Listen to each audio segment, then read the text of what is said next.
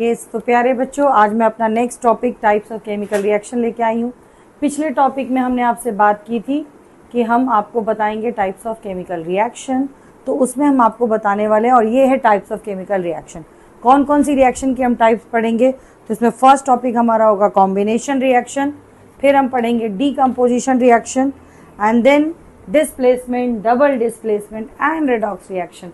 ठीक है, तो वन बाय वन हम इसको सॉल्व करते हैं। तो सबसे पहला हमारा टारगेट है केमिकल रिएक्शन में कॉम्बिनेशन रिएक्शन। ओके, तो हम स्टार्ट करते हैं कॉम्बिनेशन रिएक्शन। अब ये नाम से हमें क्या लगता है, नाम का मतलब है, जैसे मैंने आपको अपनी पिछली वीडियो में भी बोला कि साइंस का तो अपना कोई लैंग्वेज होता नहीं है, तो साइंस तो बाकी चीज़ों के लैंग्वेज को यूज़ कर रहा होता है। तो कॉम्बिनेशन का मतलब होता है when two things are meeting together, when two things are reacting together, when two things are mixing together and making something new, so that is combination reaction। तो यहाँ पे क्या होता है, two or more substance combine। ठीक है, two or more substance combine, क्या करते हैं combine करके, they are forming a single substance। so two or more substance combine to form single substance। ठीक है बेटा, दो या दो से ज्यादा सब्सटेंस आपस में कंबाइन करेंगे and they will form a new substance, लेकिन वो न्यू सब्सटेंस सिंगल होगा। जैसे मैं एक एग्जांपल लेती हूँ, मैंने लिया है Mg प्लस O2, क्या बना ये MgO। अब यहाँ देखो Mg और O2 दो चीज थी, ये मिलकर के क्या बन गई MgO। अब पिछले इक्वेशन में, पिछले वीडियो में हमने डिस्कस किया था कि रिएक्शन बैलेंस है कि नहीं, इसको चेक करेंगे। तो यहाँ देखो Mg यहाँ एक और Mg यहाँ भी एक। O की बात करें तो O यहाँ पर 2 है और यहाँ पे O सिंगल है, तो हमें यहाँ पे 2 लगाना पड़ेगा। तो अगर हम यहाँ पे 2 लगा देते हैं तो Mg भी 2 हो जाएगी और O भी 2।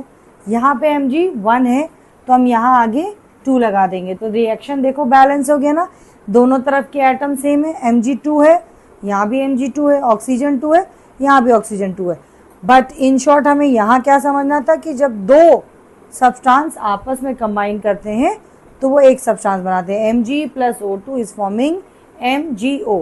एक और इक्वेशन ले सकते हैं, मान लो कि मैंने H2 प्लस O2 लिया। देखो ये दो चीज़ है ना, हाइड्रोजन और ऑक्सीजन, ये दोनों गैस है, इनको लिया तो हमने बनाया H2O।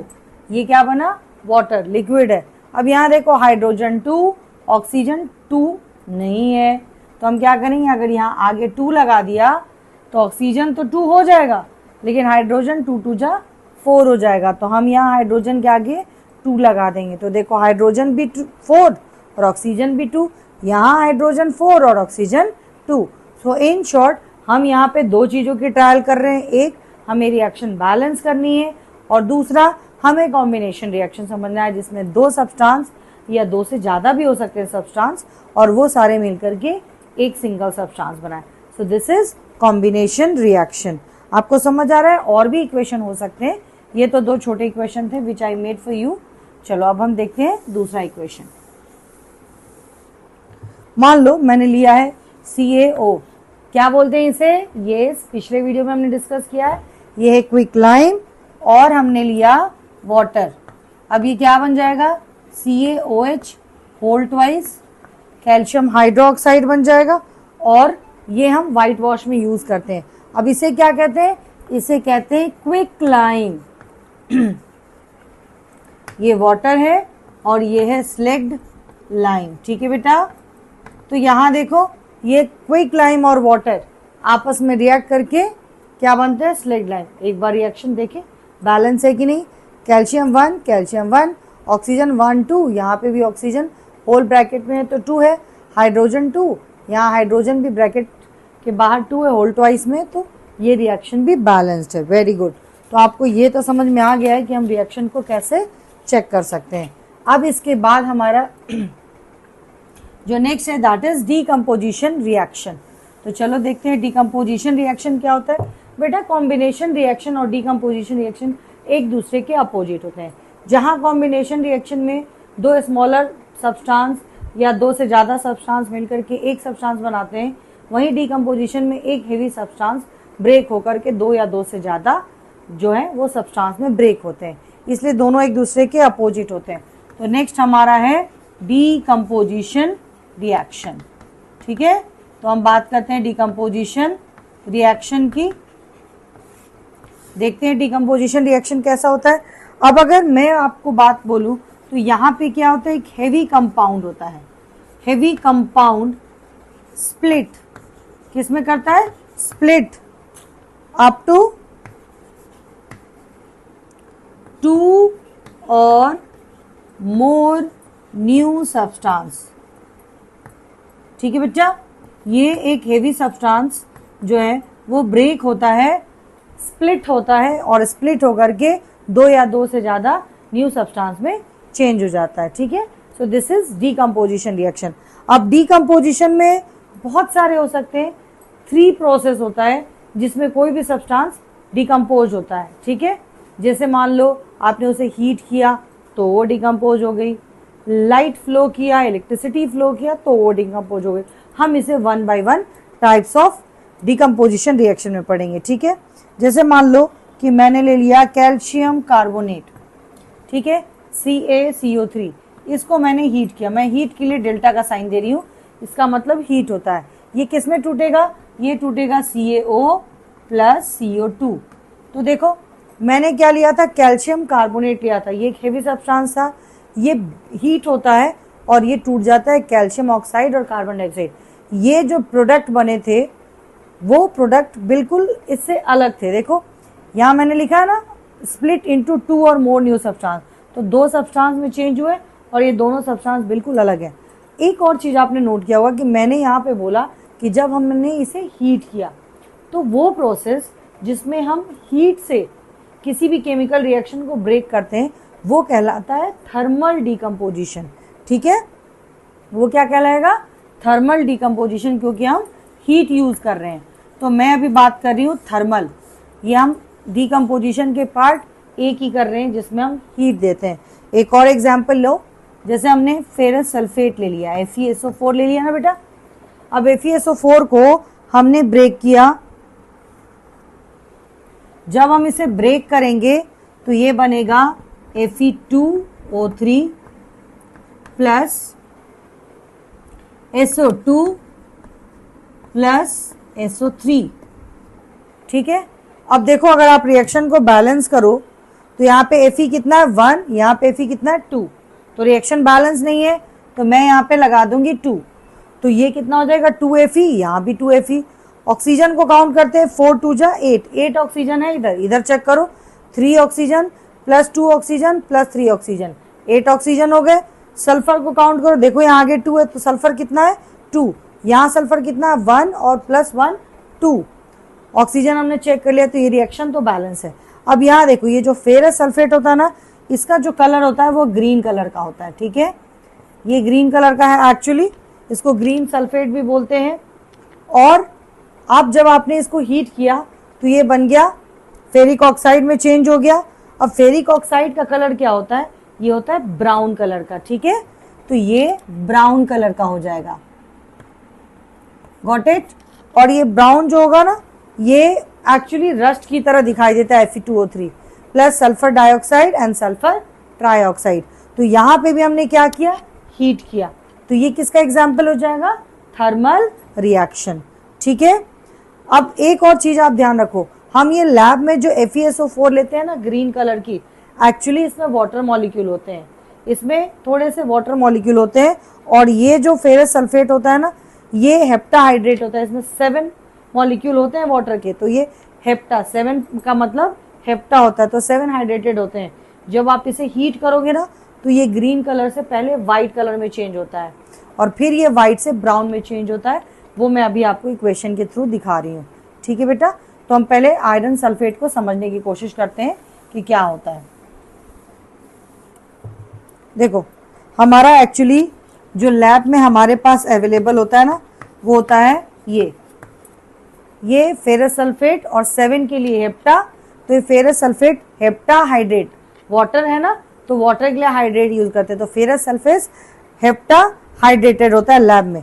लेकिन जब हम इसे हीट करते हैं तो ये क्या हो जाता है, ये FeSO4 में चेंज हो जाता है। ये FeSO4 क्या होता है, एनहाइड्रस होता है, यानी कि इसमें से पानी कम हो जाता है ऑलमोस्ट। और फिर जब ये FeSO4 को हम हीट करते हैं, जो अभी मैंने आपको दिखाया था, जब हम इस FeSO4 को हीट करते हैं तब ये Fe2O3 SO2 प्लस SO3 में चेंज हो जाता है। ठीक है, तो ओवरऑल हम किसी भी रिएक्शन जिसको हीट करें और हीट करने से वो स्प्लिट हो तो वो क्या कहलाएगा, थर्मल डिकम्पोजिशन रिएक्शन। और लेते हैं एक्टिविटी। ठीक है बेटा, और भी इक्वेशन लेंगे, बहुत इक्वेशन हमारे पास। जैसे मैंने ले लिया पीबी, पीबी किसका सिंबल है, लेड का। ठीक है, तो मैंने ले लिया PbNO3। अब ये होल्ड वाइज पीबी की वैलेंसी 2 होती है, तो वो यहाँ पे आ गई 2, जो आपने क्लास 9 में पढ़ा था। इसको मैंने हीट कर दिया। जब मैंने हीट किया तो देखो PbNO3 का जो कलर होता है ना, वो कलरलेस होता है, कोई कलर नहीं होती इसकी। तो मैं लिख रही हूँ ये कलरलेस है। क्या नाम है इसका, लेड नाइट्रेट। जब मैंने इसको हीट किया तो ये बना PbO। ठीक है बेटा, इसके बाद बना NO2 और हमारा बन गया O2। अब ये जो PbO है ना, इसका कलर, ये लेड मोनोऑक्साइड होता है। ये देखो Pb for lead and O for monoxide, तो ये लेड मोनोऑक्साइड होता है। ठीक है, और इसका कलर जो होता है ना, वो येलो कलर का होता है। अब ये NO2 भी गैस के रूप में निकलती है और ये ब्राउन फ्यूम्स निकलती है, हल्की ब्राउन कलर की फ्यूम निकलती है। तो ये देखो यहाँ पे भी तुमने हीट किया ना, तो ये भी थर्मल डिकम्पोजिशन है। लगे हाथ तो रिएक्शन को बैलेंस कर देते हैं। Pb1 है, Pb1 है यहाँ पे। ठीक है, O देखो 3 2 जा 6 है, यहाँ पे 1 2 2 2 2 4 प्लस 1 5 है, तो यहाँ पे ऑक्सीजन हमारा बैलेंस नहीं है। और देखते हैं, नाइट्रोजन हमारा 2 है, यहाँ पे नाइट्रोजन हमारा 1 है ना। तो अगर मैं नाइट्रोजन को यहाँ अगर मैं 2 लगा दूँ सपोज, तो क्या चेंज होगा, देखो लेड 2 Pb हो जाएगा, यहाँ पे Pb 1 है, तो इसको मैं 2 लगा देती हूँ, तो ये भी 2 Pb हो जाएगा। अब देखते हैं नाइट्रोजन में क्या चेंज होगा। नाइट्रोजन पहले से 2 था और 2 2 2 जा 4 हो जाएगा। यहाँ नाइट्रोजन कितना है, 1, तो यहाँ मैं क्या लगा दूंगी, 4 लगा दूंगी। मैं प्लस को थोड़ा इधर लिख रही हूँ और ये 4 लगा दिया हमने। ओके, तो नाइट्रोजन हमारा 4 हो गया। ऑक्सीजन देखो 3 2 जा 6 2 जा 12, टोटल 12 ऑक्सीजन है हमारा। यहाँ कितना है, 2 प्लस 4 2 जा 8 10, और यहाँ पे है ऑक्सीजन, है ना। तो ये कितना हो जाएगा, 2 प्लस 10 4 2 जा 8 है ना, तो 2 प्लस 8 10 प्लस 2 O, तो हमारा ऑक्सीजन 12 हो जाएगा। रिएक्शन बैलेंस हो गया। नाइट्रोजन हमारा 2 2 जा 4 है, यहाँ पे हमारा 4 हो गया। तो ये थर्मल डिकम्पोजिशन है। यहाँ पे भी हमने हीट किया और हीट से ये ब्रेक हो गया। ठीक है, और अगर आप देखना चाहें तो ये थे हमारे थर्मल डिकम्पोजिशन, जिसमें हमने हीट किया और ये हीट से ब्रेक हो गया। दूसरा हम करेंगे इलेक्ट्रिसिटी को फ्लो करके, तो दूसरा क्या हो जाएगा, electrical decomposition. So that will be part B, electrical decomposition. ठीक है, तो हम बात करते हैं इलेक्ट्रिसिटी की। तो इलेक्ट्रिसिटी में हम लेते हैं NaCl। NaCl को हमने इलेक्ट्रिसिटी फ्लो किया, इसको ब्राइन के नाम से जानते हैं बेटा, आपने पढ़ा है चैप्टर 2 में। तो NaCl को हम इलेक्ट्रिसिटी फ्लो करते हैं, तो जैसे ही इलेक्ट्रिसिटी फ्लो करेंगे ये क्या बन जाएगा, Na प्लस Cl2। रिएक्शन को बैलेंस करते हैं। पहले Na 1 है, यहाँ पे 1 है, Cl 1 है, यहाँ पे 2 है। आगे हम 2 लगाएंगे तो Na हो जाएगा 2, Cl भी हो जाएगा 2। यहाँ पे Na 1 है, इसलिए हम आगे लगा देंगे 2, तो ये भी 2 हो गया, ये भी 2 हो गया। Reaction balance. तो इलेक्ट्रिकल डिकम्पोजिशन में एक हेवी मेटल ब्राइन जो है वो टूट जाता है सोडियम और क्लोरीन में। ठीक है, और ये एनोड और कैथोड के बारे में आपने पढ़ा है चैप्टर 2 में। तो एनोड और कैथोड पे इसकी डिपोजिशन हो जाती है। ओके, अब हम वापस बात करते हैं। मान लो मैंने एल्यूमिनियम ऑक्साइड लिया, Al2O3 लिया, इसको भी हमने इलेक्ट्रिसिटी फ्लो किया, और जब हम इलेक्ट्रिसिटी फ्लो करेंगे तो ये बन जाएगा Al plus O2। Reaction check करते हैं बैलेंस है कि नहीं। एल्यूमिनियम 2 है, यहाँ पे एल्यूमिनियम 1 है। ठीक है, अब अगर मान लो कि यहाँ पे मैं 2 लगाती हूँ तो एल्यूमिनियम तो 2 हो जाएगा, लेकिन ऑक्सीजन यहाँ पे 2 है और यहाँ पे 3 है। तो अभी हम फिलहाल ऑक्सीजन को देखते हैं कि क्या कर सकते हैं। यहाँ ऑक्सीजन 2 है, अगर 3 है, अगर मान लो यहाँ पे मैं 2 लगाती हूँ तो ऑक्सीजन कितना हो जाएगा, 2 3 जा 6, यहाँ ऑक्सीजन कितना है 2, तो मैं यहाँ 3 लगा दूंगी तो ऑक्सीजन 6 हो गए। एल्युमिनियम देखते हैं, एल्युमिनियम कितना हो गया 4, तो मैं यहाँ पे 4 लगा दूंगी। ठीक है बेटा, तो ये क्या हो जाएगा 4 एल्युमिनियम, यहाँ पे भी 2 2 जा 4 एल्युमिनियम, ऑक्सीजन हो गया 2 3 जा 6, यहाँ पे भी 3 2 जा 6 ऑक्सीजन हो गया। तो यहाँ पे हमने इलेक्ट्रिसिटी फ्लो किया तो इलेक्ट्रिसिटी की वजह से ये डिकम्पोज हो गया। ओके, और भी लेते हैं हम, कुछ और भी इक्वेशन लेते हैं। जैसे मान लो हमने ले लिया AgCl सिल्वर क्लोराइड, ठीक है, सिल्वर क्लोराइड के ऊपर भी अब हमने इलेक्ट्रिसिटी का रख दिया, अब हम करेंगे फोटो का। ठीक है, तो इलेक्ट्रिकल में हमने इलेक्ट्रिसिटी फ्लो किया, अब हम बात करते हैं सी पार्ट का, और ये फोटो डिकम्पोजिशन। ठीक है, फोटो मतलब लाइट, सनलाइट के प्रेजेंस में हुआ। आपने AgCl किसी बाउल में रखा, लाइट में रखा, ये टूट गया Ag प्लस Cl2 में। ठीक है, ये सारे फोटोग्राफी में भी यूज होते हैं। तो AgCl में बैलेंस फिर देखेंगे, Ag1 1, Cl2 है, यहाँ पे Cl1 है, यहाँ 2 लगा देंगे तो क्लोरीन 2 हो जाएगा। Ag यहाँ पे 2 हो गया, यहाँ पे 1 है, तो यहाँ हम आगे 2 लगा देंगे, तो ये सिल्वर और ये क्लोरीन हो जाएगा। रिएक्शन बैलेंस एक और लेते हैं AgBr का, यहाँ पे भी हमने लाइट फ्लो किया, धूप में रखा, फोटोग्राफी में यूज होता है सिल्वर ब्रोमाइड का, और ये भी बन जाएगा Ag प्लस Br2। ठीक है, अब यहाँ पे भी वही चीज है, Ag यहाँ 1 है, यहाँ 1 है, Br वहाँ 2 है, यहाँ 1, ये 2 लगा देंगे, यहाँ पे 2, रिएक्शन बैलेंस हो जाएगा। ठीक है, ये थे हमारे ओवरऑल। अब मान लो कि मैं आपको कोई क्वेश्चन दूं, लाइक यहाँ पे भी वही चीज है, Ag यहाँ 1 है, यहाँ 1 है, Br वहाँ 2 है, यहाँ 1, ये 2 लगा देंगे, यहाँ पे 2, रिएक्शन बैलेंस हो जाएगा। ठीक है, ये थे हमारे ओवरऑल। अब मान लो कि मैं आपको कोई क्वेश्चन दूं, लाइक ऐसा, आपको याद है मैंने व्हाइट वॉश के लिए किसका नाम लिया था, ये आपके बुक का ही क्वेश्चन है, तो मैं एक क्वेश्चन देती हूँ आपको। मैंने लिखा a solution of substance X is used for white washing। एक सॉल्यूशन है किसी सब्सटेंस का, वो सब्सटेंस X है और उसको हम वाइट वॉशिंग के लिए यूज करते हैं। तो मैंने आपसे बोला नेम द सब्सटेंस X। अब ये सब्सटेंस X क्या होगा, नेम द सब्सटेंस X। ठीक है, आपको नेम द सब्सटेंस X आपको फाइंड करनी है। तो अब यहाँ आप देखो X क्या है, X मैंने बोला ना X is use for white washing, लेकिन इसके सॉल्यूशन को यूज करते हैं। तो कौन सा था, CaO के ही तो सॉल्यूशन को हम बनाते थे ना बेटा, तो CaO इसका आंसर हो जाएगा। फिर मान लो मैंने आपसे पूछा राइट द इक्वेशन, तो आप इक्वेशन में क्या करोगे, आपका A का आंसर तो ये हो जाएगा।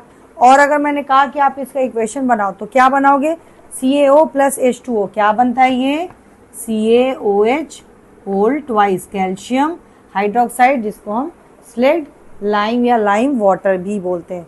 ठीक है, ये क्वेश्चन अब आप बना सकते हो इजीली। अब हम आते हैं next, this is displacement reaction.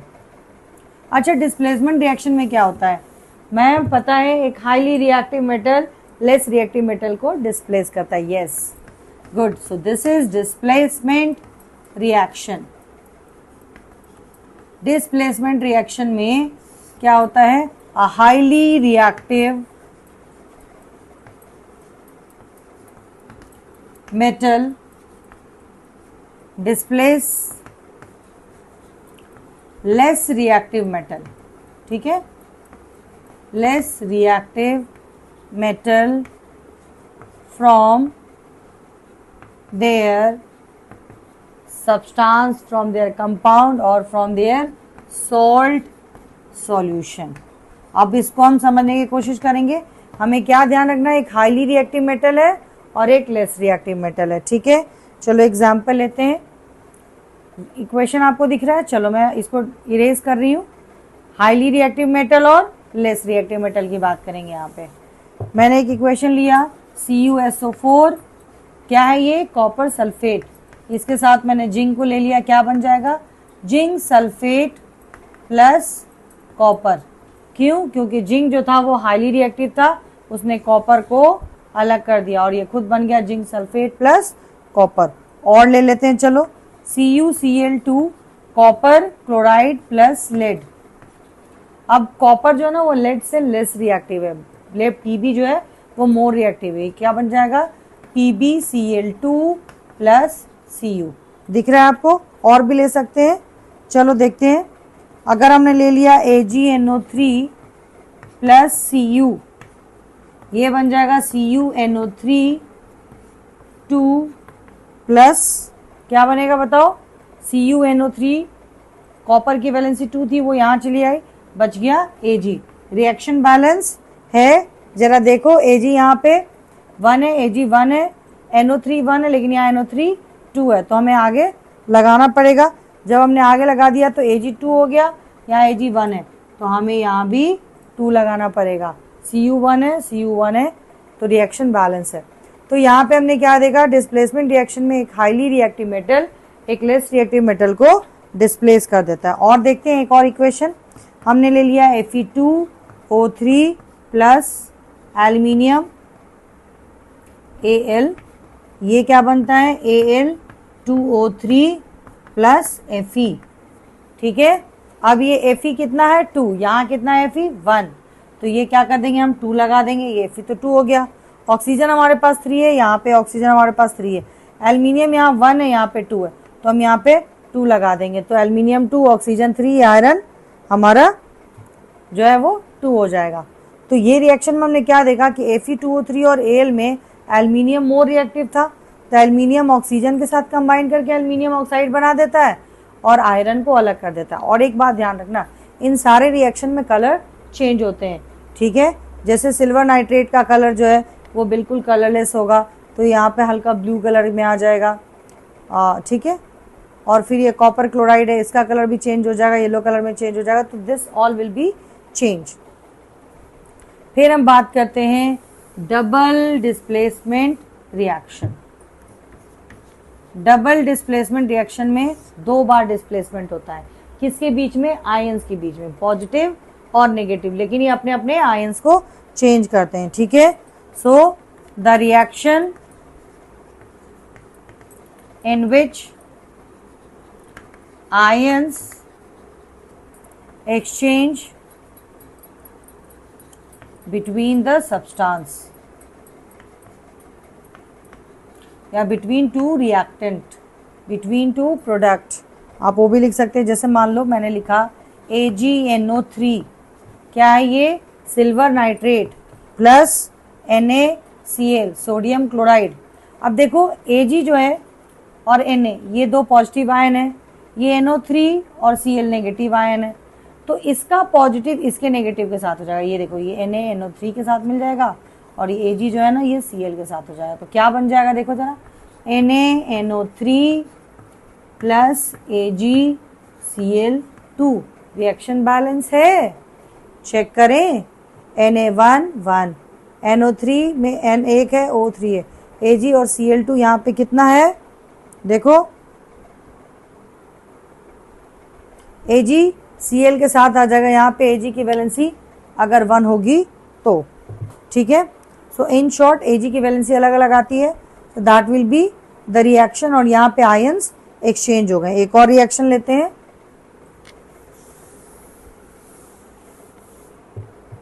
मैंने मान लो लिया BaCl2 प्लस Na2SO4, है ना।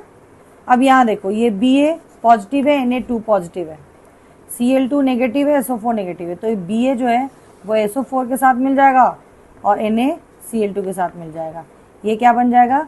BaSO4 प्लस ये Na भी 2 है, Cl भी 2 है, तो ये आगे 2 लग जाएगा, 2NaCl, ठीक है।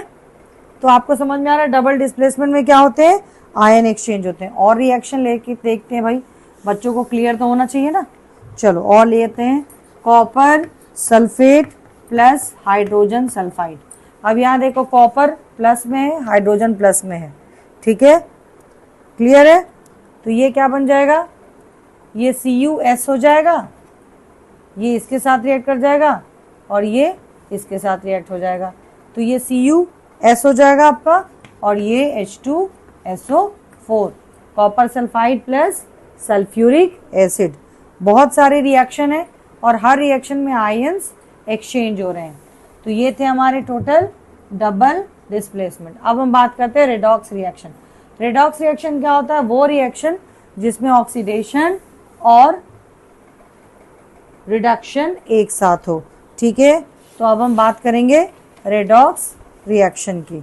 ठीक है, और उसको क्या कहते हैं? ऑक्सीडेशन। अब मैं ऑक्सीडेशन और रिडक्शन को जरा अगल बगल में लिखती हूँ, ऑक्सीडेशन